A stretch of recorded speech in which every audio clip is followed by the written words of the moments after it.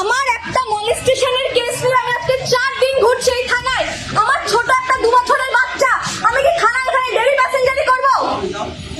আমি ওনাকে বলতে গেছি, মেজবাবুর কাছে আমি এসেছি, উনি অনেকক্ষণ ধরে বিজি ভেতরে। আমার 2 বছরের ছোট বাচ্চার কাছে আমি কতদিন আসতে পারবো ডেলি ডেলি? আমি ওনাকে সেটা করে বলতে গেলাম যে একটুখানি রিকোয়েস্ট করুন স্যারকে, যাতে উনি জাস্ট আমার কথাটা একটু কাইন্ডলি শোনেন।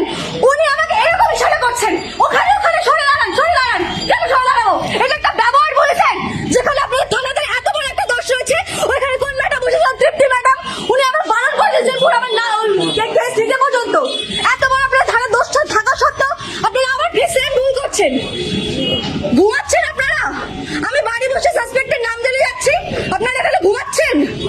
আর এই আর একজন, সব ঘুমানো বার করে দেবো। এখানে কাজ না হলে আমি ইলেকশন কমিশনের কাছে যাবো। আমি ভালো